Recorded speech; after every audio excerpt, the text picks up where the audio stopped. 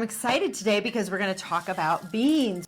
All right, tell me about beans, because if you don't cook a lot, especially a lot of homemade soups, people are intimidated by beans.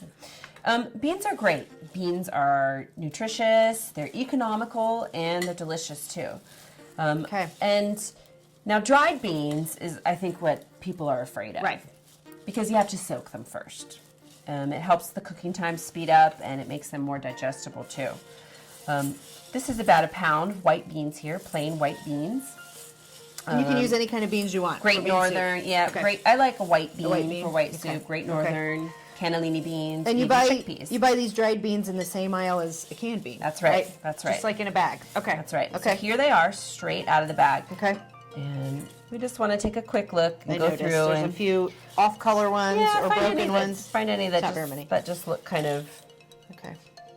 not so nice, Okay. not so fresh.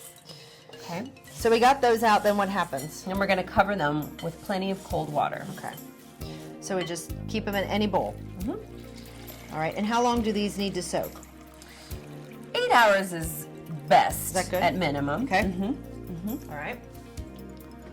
I make beans on Sundays a lot. I get up around 7 and I just put the beans on. Okay. And then around 3 o'clock I'm ready to start the soup. So I've heard that you have to soak them overnight. That's not necessarily...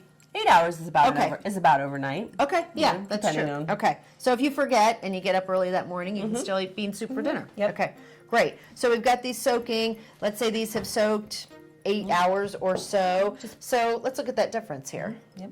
So there's the ones we just put in, and you can tell they've definitely puffed up. Okay.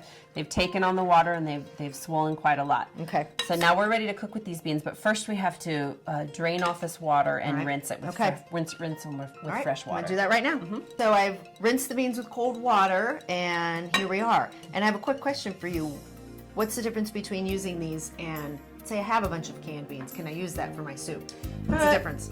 Canned beans have their place. For this soup, I prefer dried beans. Okay. Because we're going to build a really nice, flavorful base for the soup. And as the beans cook for a long time in that flavorful base, they're going to take on all of those flavors. That doesn't happen as much with a canned bean. No, probably. because you can't Okay. cook them as long. Right. They're already cooked. Right. They'll just Gotcha. They'll fall apart. Yeah. Okay. Okay. Great.